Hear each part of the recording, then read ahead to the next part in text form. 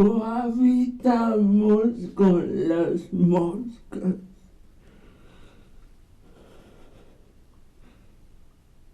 Hombre al fin, gusano antes de Cristo.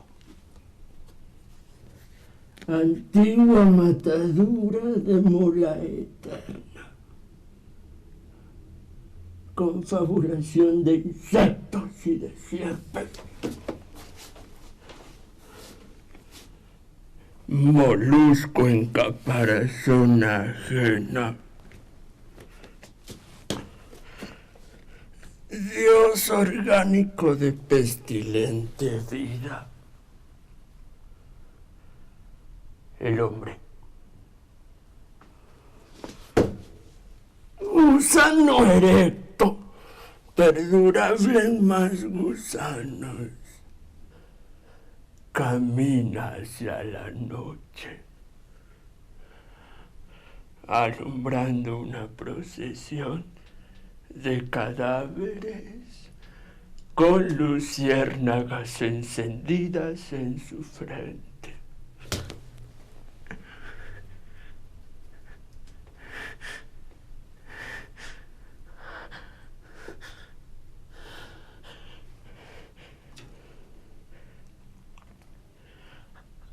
Acepten la amistad de un poeta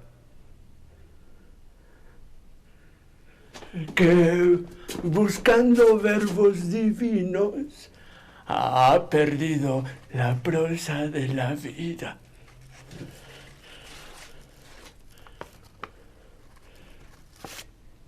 Y aquí estoy, al margen de una sociedad de mamíferos de alma invertebrada. Yo soy Febro, un poeta que no es el resultado de la lectura de muchos libros. Yo soy un poeta nato y neto. Y no digo ñato porque mi nariz armoniza con la curvatura de la tierra y con mi joroba. Mírenme bien a los ojos. Son enjutos, secos, porque dicen que nací sin lacrimales. Mis párpados están cansados. Mis ojeras son el tizne que deja las noches en vela. Si mi sonrisa se parece a la luna en cuarto menguante, es porque no puedo sonreír como el resto de mortales. Sin embargo, cuando encuentro amigos como ustedes, es posible que sonría y hasta ría a horcajadas sobre la tristeza.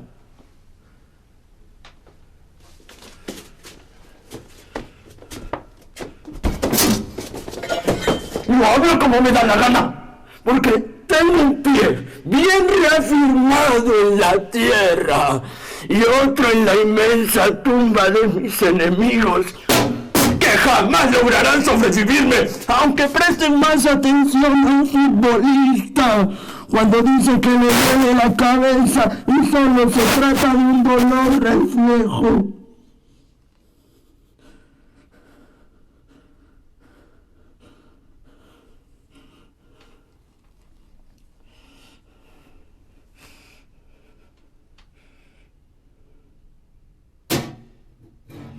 Pues creo que hasta un escarabajo es mejor, porque lleva dignamente su dolor a cuesta.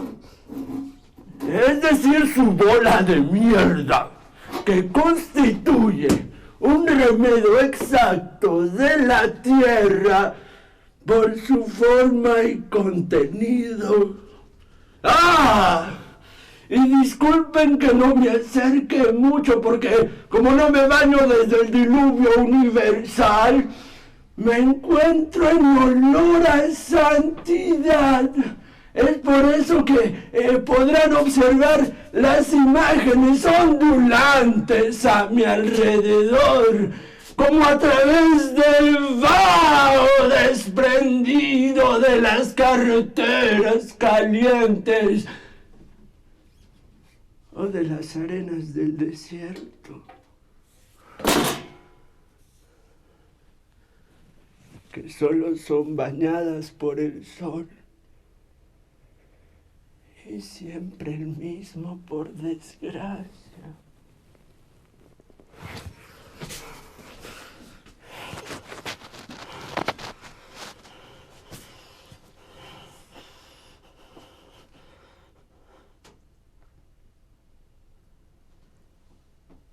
Presiento en su mirada que desearían saber cuántas lunas llevo trajinando en este paraíso, de donde Eva y la serpiente han sido expulsadas. Menos yo por el momento, porque todavía ando buscando un Dios a quien justificar. Aunque dicen que nos ha hecho a su imagen y semejanza. Para tener de quién reírse. Según la distancia que guardemos, yo podría tener 5, 25, 100, 125 o más años. Eso depende de lo que me entiendan, porque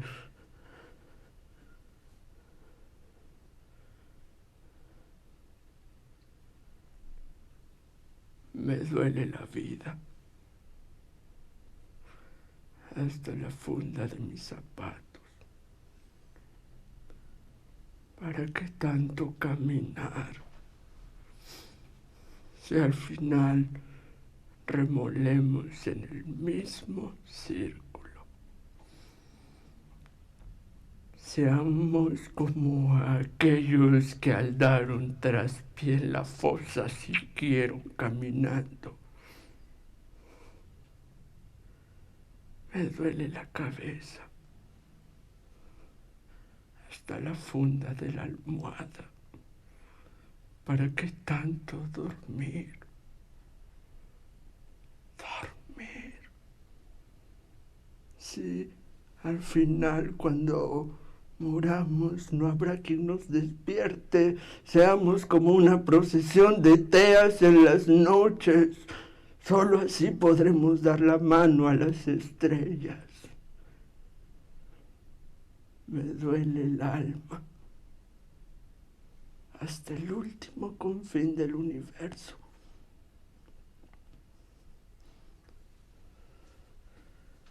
Ahora permítanme, queridos amigos, que les cuente algo de mi vida, si vida puede llamarse a esta sombra, en busca de una imagen real.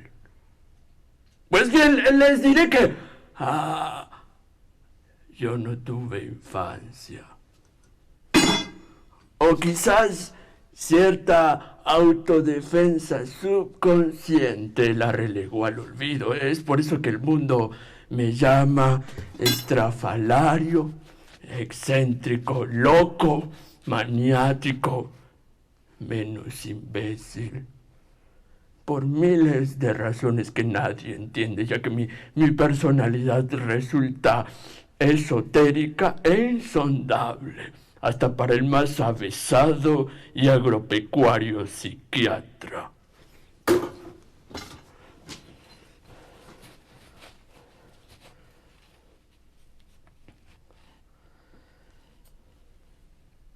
Sin embargo, recuerdo vagamente un orfanato, donde entre la abundancia de palos llovidos como maná del cielo, en medio de uno que otro mendrugo, me cayó también un apellido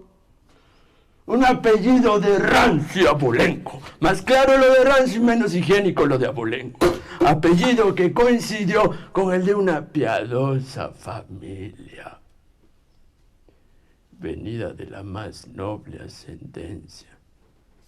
Y dicen que venida a menos por un tiempo, pero acomodada nuevamente, ya que nadie sabe por qué arte de magia les volvió a sonreír la fortuna, pues parece que alzaron mucho.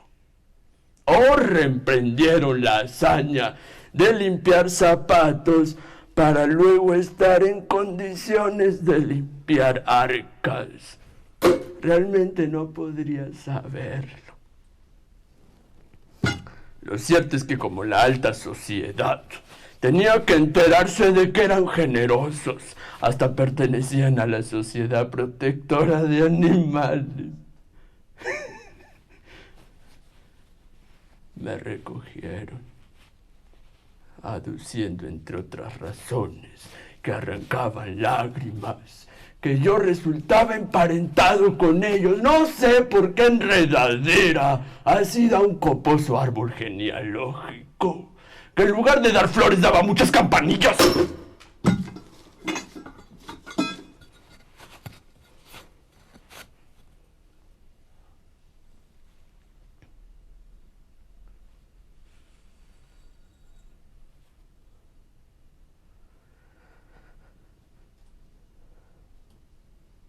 Lo único que recuerdo con gratitud es a un perro muy fino, porque era el que mejor compartía su enjundioso plato conmigo.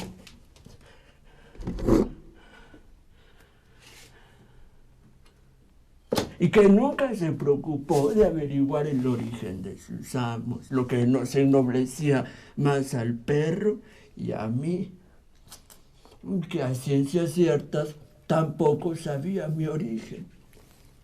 Ni el perro se preocupaba del suyo. Si supieran,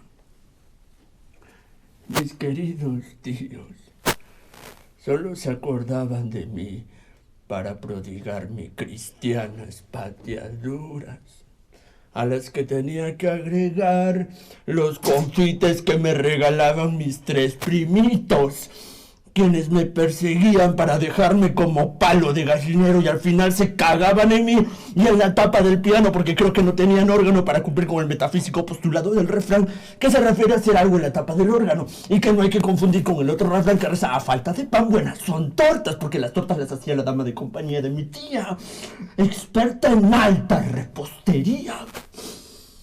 Joven y hermosísima mujer, lo que se dice una belleza, un mujerón.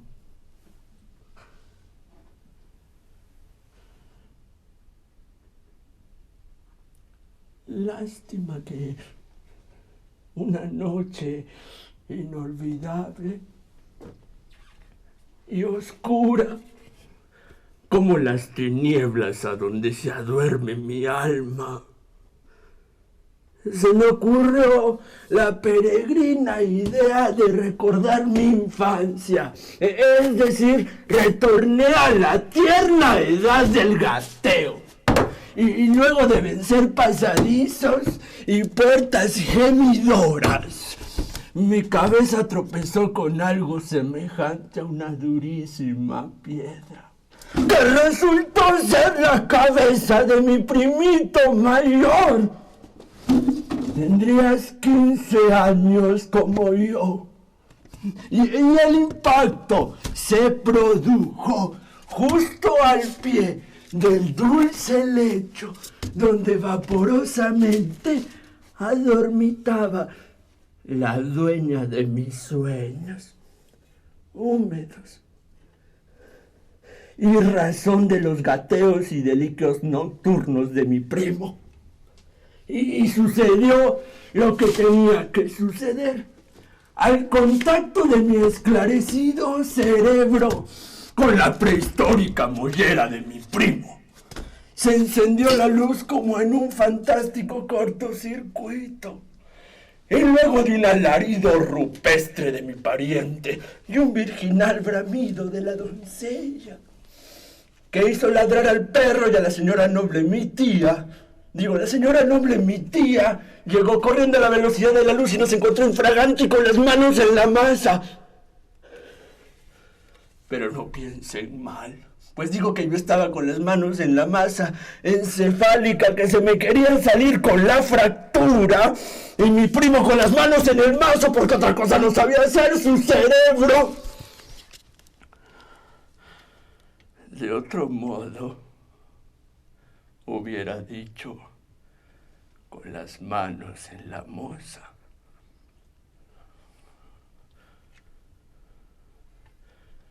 Claro que todos hemos gateado de niños y todavía podemos gatear románticamente. Lástima que arrastrándonos por los suelos. En este caso, los gatos son superiores a nosotros porque ellos gatean con altura y noblemente en los techos. Claro que la desgracia se produce cuando se caen en el huerto de la amada de otro gato.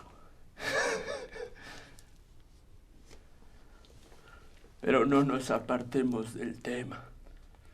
Pues sepan que aquella vez del gateo fuimos despedidos, la doncella y yo. Ella desapareció. Creo que se casó con un gringo, como en ese tiempo no estaba prohibida la fuga de talentos. Y ella tenía mucho talento.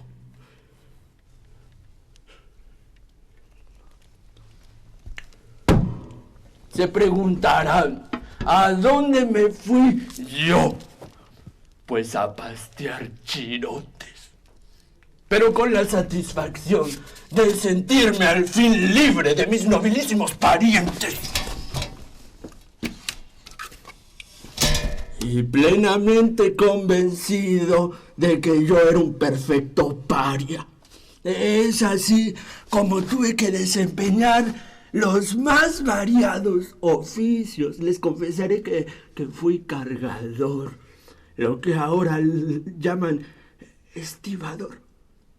Y hasta llegué a recoger vacinicas en un hospital para sostener un tanto mis estudios y evitar que se me cayeran los libros y hasta el contenido del vacín.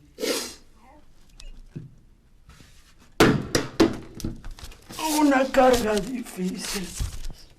Luego ingresé a la universidad.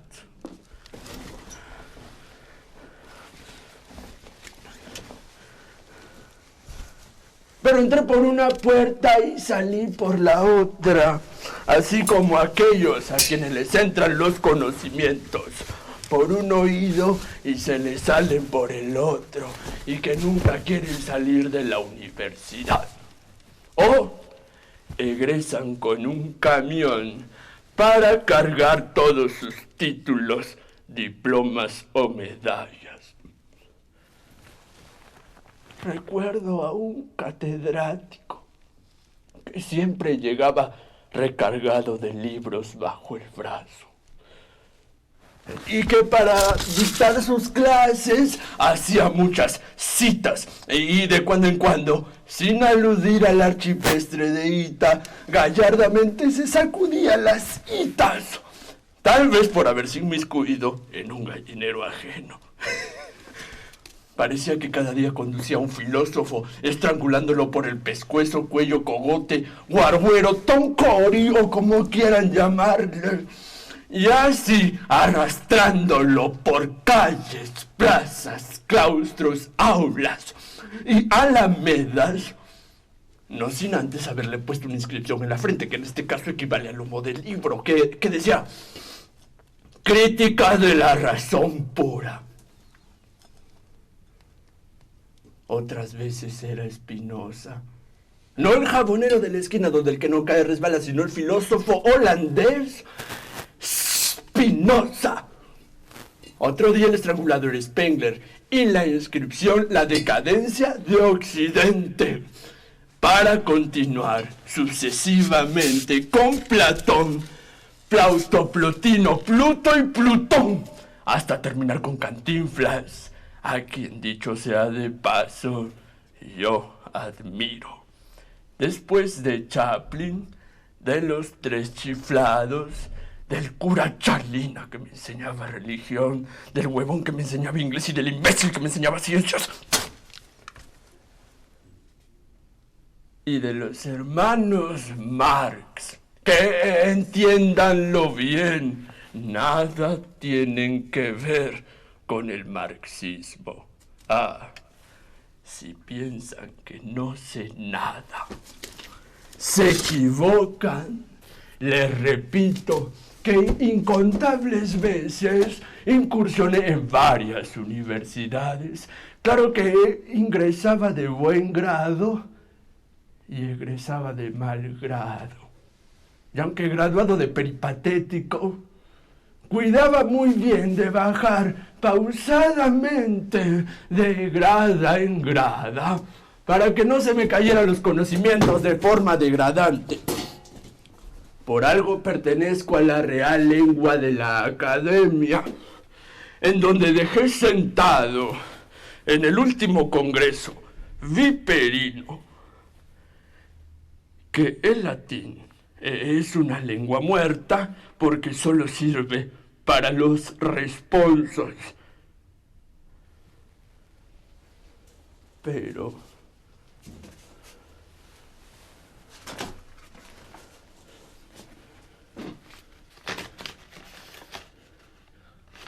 hay lenguas que se avivan en boca de algunos, poderoso instrumento en notables casos de alpinismo. ¿Se imaginan lo que sería de aquellos quienes desde la cima nos mandonean sin lengua?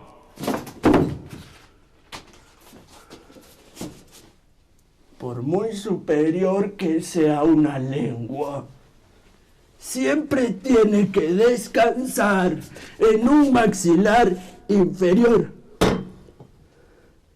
Y ya que estamos hablando de la lengua y con la lengua,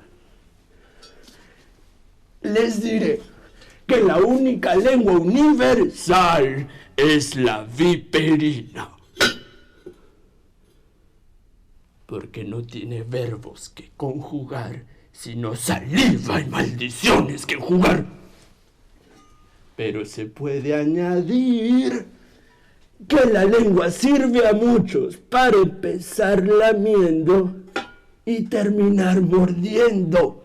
Habrán oído hablar de la Torre de Babel y que para levantarla trataron de usar todas las lenguas.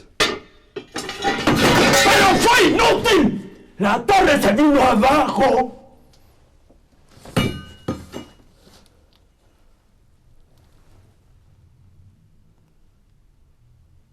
Por ahí dicen que Dios los confundió intencionalmente. Y creo que esta fue la última vez en la que Dios metió también la lengua y no la pata como de costumbre.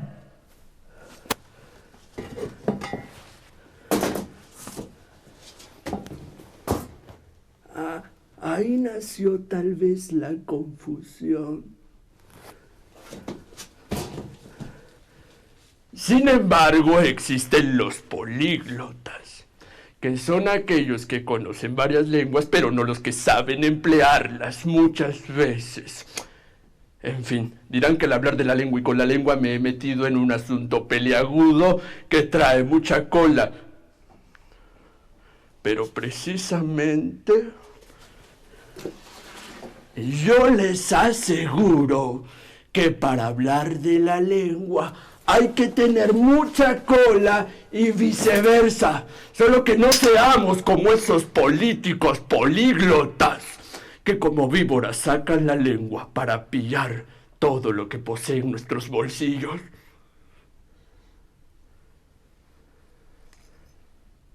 Opino además que lengua y cola son palabras sinónimas, puesto que lo que al hombre le falta en cola, le sobra en lengua, verbigracia. El mono se sirve de la cola para trepar, tal como ciertos humanos se sirven de la lengua para alcanzar posiciones muy elevadas. Y ya que estamos hablando de la cola, traigo a colación, dentro de mis inobjetables cálculos antropológicos, que el taparrabo fue el primer parche o sucedáneo de la cola, con el que el Homo sapiens se cubrió dignamente la cicatriz que es el coxis o hueso de la alegría, religiosa y mística culminación del hueso sagrado o hueso sacro. Tal vez por eso, y con el devenir del tiempo y la implantación de las normas sociales, el hombre distinguido evolucionó del taparrabo al frac, prenda en la que utiliza dos colas por falta de la que perdió en la noche de la historia.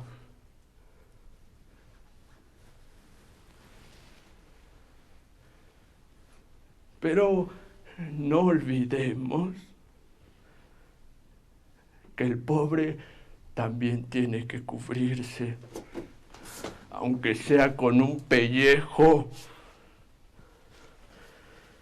Y no olvidemos tampoco que el mendigo es solamente un parche mal surcido en el culo de la sociedad.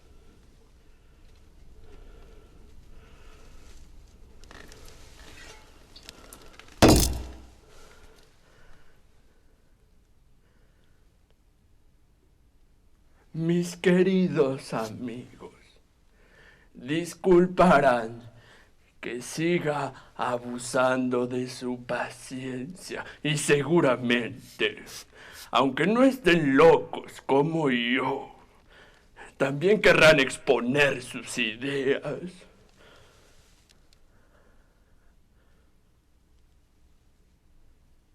Andamos todos tan alejados últimamente. Pero les ruego y les recomiendo esperar a que yo me termine con la cola, es decir, esperen su turno, formen su propia cola.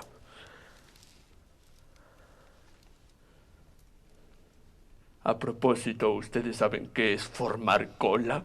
Formar cola es ir rompiendo lentamente una cadena hasta encontrar el eslabón perdido detrás de una ventanilla. Quizá podrán alegar que los cometas también llevan cola.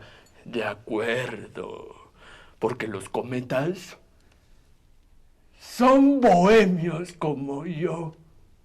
Y como la bohemia siempre trae cola, los cometas resultan ser los bohemios del espacio, porque buscan brillar y en su trayectoria excéntrica buscan al sol para satisfacer su sed de infinito. Su cola nos recuerda que son luminosos, hermosos, eternos, gaseosos, gaseosos. Pero no estoy hablando de la Coca-Cola familiar, que nada tienen que ver con la bella magnitud de los cometas y su relación con el Sol. Un Sol que pronto entrará en un nuevo ciclo solar.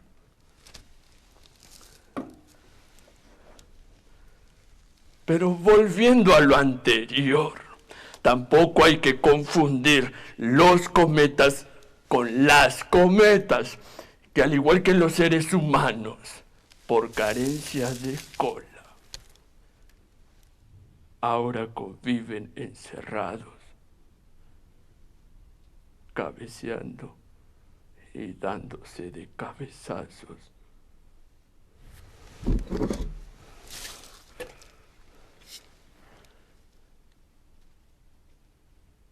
Disculpen, pero quizá pensarán que estoy hablando despectivamente del género humano, como si yo no perteneciera a la misma especie, y les doy toda la razón.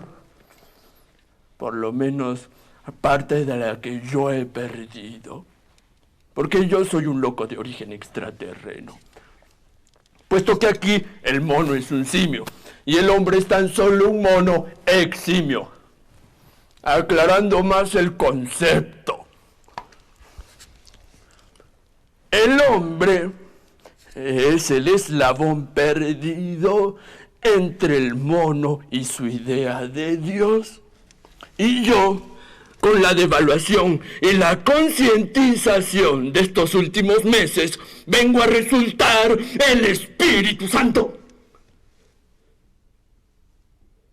Pero no se desconcierten, porque si no me entienden nada, es por su condición de terrestres.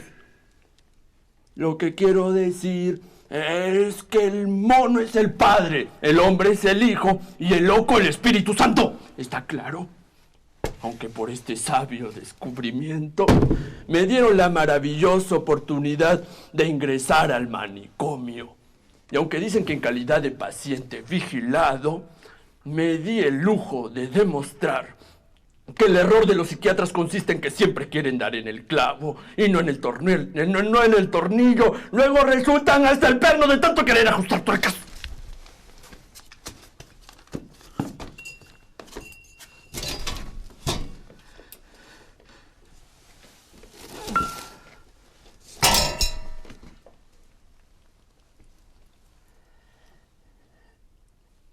Luego volví a ingresar al hospital. Y aunque se trató de una modesta carachita y unos tictes residentes en mi delicada piel, hicieron conmigo tal experimento que casi reviento. Pero me llevé la gloria de demostrar que los dermatólogos se ganan la vida jugándose el pellejo ajeno, lo cual quedó escrito con letras de oro en los anales de la medicina. Y a propósito de medicina, les diré que, salvo honrosísimas excepciones, el médico sin enfermos vive deseando que se le entre el maligno a uno. Que a uno, a toda la humanidad. Y no hay cosa más deprimente que ver a un médico impaciente en espera de pacientes.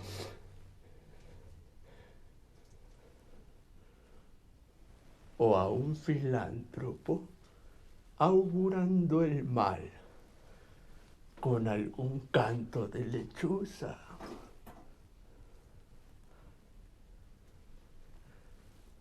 Se ve cada cosa. Los cirujanos, por ejemplo, son los descendientes de verdugos que han cambiado el hacha por el bisturí Claro, siempre hay excepciones, en toda regla hay excepciones. Cuando la mujer concibe, por ejemplo, hay una excepción o una supresión de una regla o de una ley natural, por lo que cada uno de nosotros venimos a resultar la excepción de la regla. Claro, repito que con los adelantos de la concientización y de la ciencia y de la mejor forma de dorar la píldora, podemos decir que unos mueren fatalmente y otros mueren fetalmente. Pero ya todos sabemos que la muerte es una cosa biológica, aunque dirían que según los postulados de la religión. ¿Pero qué me van a hablar a mí de religión? A mí, yo que he seguido altos estudios de epistemología, escatología, apologética, entre otras ciencias que no acabaría nunca de enumerar.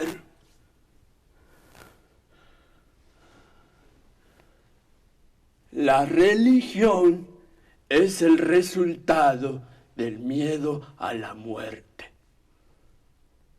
Pero el hombre se conforma con un mendrugo o una hostia, que no es más que un Alka-Seltzer de la conciencia, de conciencias dispépsicas y estreñidas.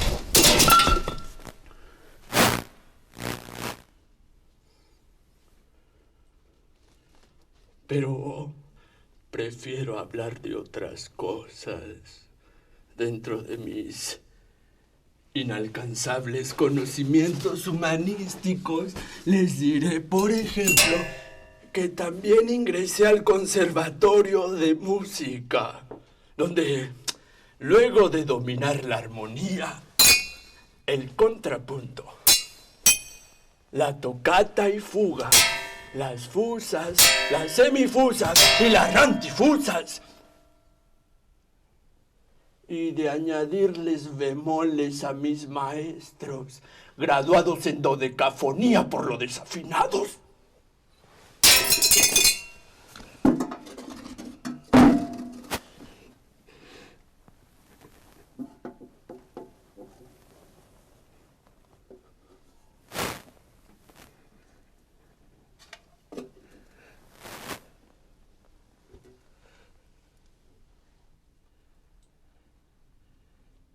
Llegué a la conclusión de que el gran Beethoven se quedó completamente sordo para no escuchar los discursos fúnebres el día de su entierro. Porque lo que quisieran la mayoría de estos discursiadores de cementerio, necrófagos hipócritas, es que el muerto se sentara en su cajón a aplaudirles al final de sus peroratas pestilentes. Es cuando resaltan y reconocen el talento que en vida le han negado a aquel que ha torcido la última esquina para siempre.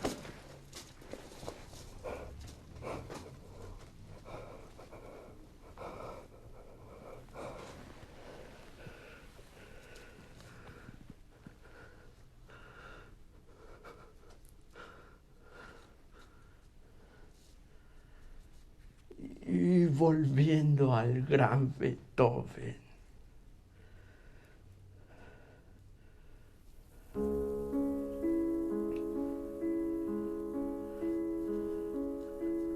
este sordo genial, a quien seguimos escuchando con sublime deleite, se dio el lujo de no prestar oído a las estupideces de la noble mediocridad que lo circundaba. Porque Él escuchaba con un maravilloso y privilegiado oído metafísico armonías eternas.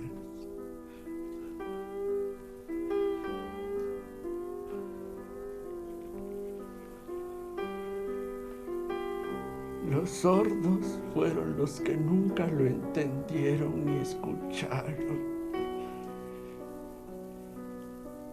He ahí la paradoja.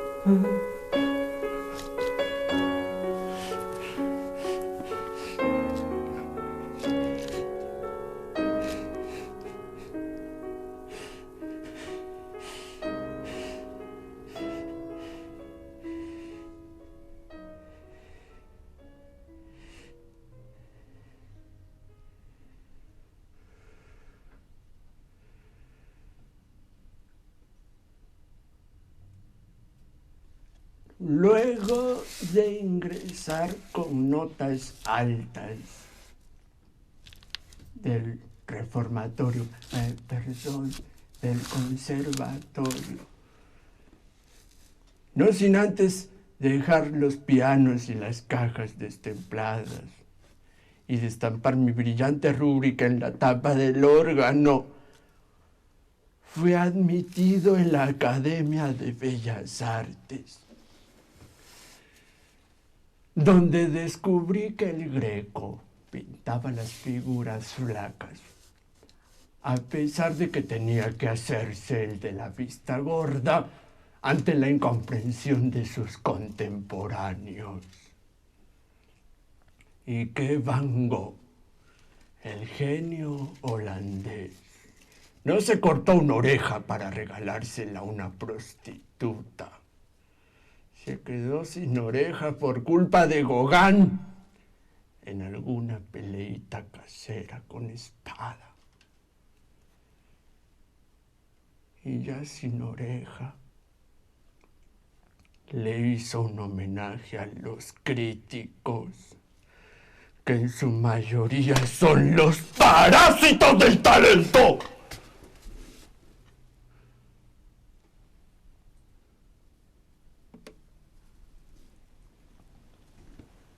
Cacarean los huevos que no han puesto.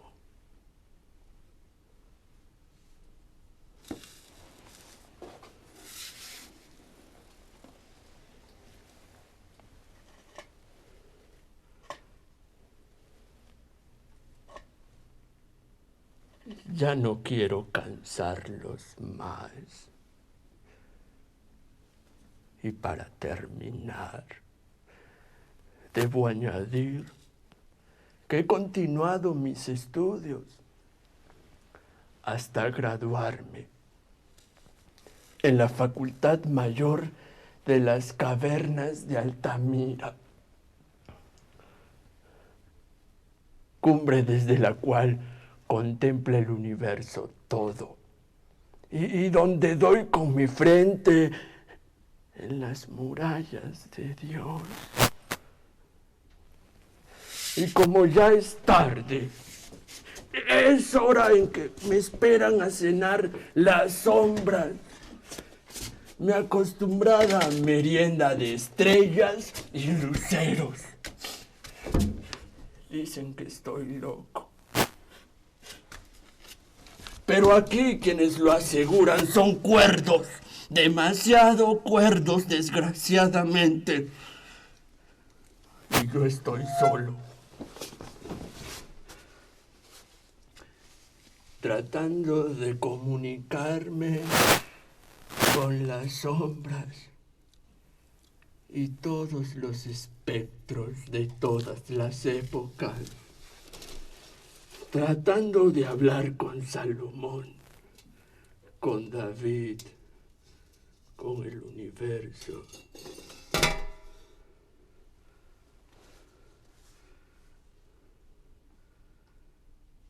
Salomón, sabiduría plena.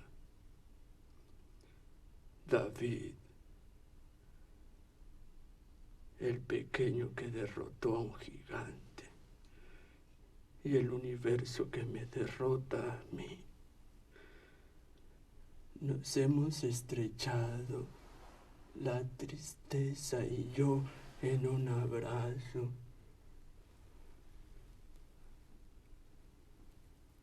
Soledad no existe. Cuando uno es dueño de su propia soledad. Nos hemos confundido el llanto y mi pena en una sola carcajada. Sufrimiento, mentira.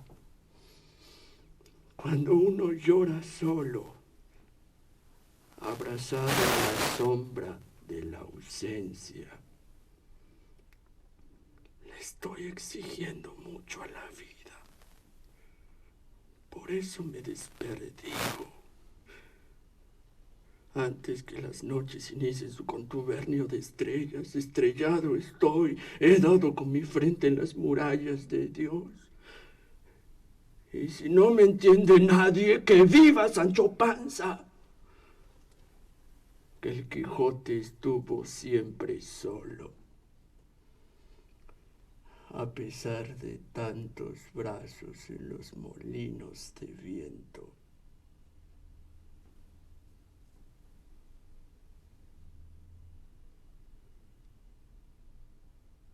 Algún día alguien dirá que viva yo.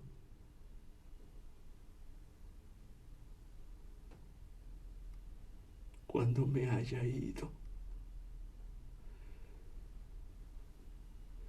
Y se quitarán el sombrero Salomón, David y el universo.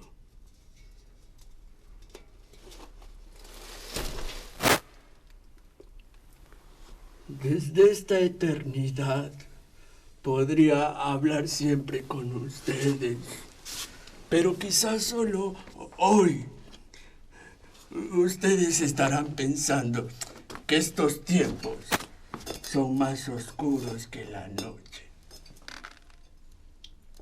Pero el silencio de la oscuridad encuentra las preguntas que el ruido no dejaba escuchar. Has de aprovechar y escuchar, buscar tu verdad, brillar en la noche. Me voy. Pero antes de irme, debo explicar por qué soy poeta y por qué me conformo con ser un poeta. Para ser poeta, enhebremos el hilo en el segundero del tiempo. Se hilvanarán así telarañas en las muñecas de Dios, tejiendo trampas a insectos volantes. Al restregarme los ojos atrapo tristeza, enredo resortes y piezas sueltas de una nave naufragada en el siglo X, antes del Cristo que recuerdo, y zurzo con agujas invisibles la chompa negra que me tejió mi madre, cuando la dejó mi padre. El álgebra es un juego sin zapatos y pongo a hervir mis ideas con mis calcetines para convertirme en alquimista del futuro ante las 7 suelas que gasta Febro para caminar estaciones de años que vendrán emplayecidos con callos en cada punta de grano de arena. Desollo la lisonja y la lonja de los 7 mares. ¡Madre! Febro soy, salpicado de tu vientre, 1000 veces tratado de evitar y concebido en tus pecados infinitos, de noches recostada en charcos al revés. Soy poeta. ¿Ves lo que has hecho? Un calandrajo de jirones tironeando versos, no sé por el genio que he heredado de cuál de todos los padres que tuvieron el honor de engendrarme.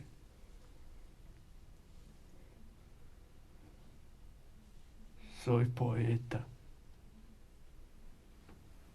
y todos los poetas vengan a escribir conmigo y arrojen su transpiración al cielo hasta las heces, para que las estrellas tengan algo divino que rociar sobre las frías frentes de todos los poetas tristes.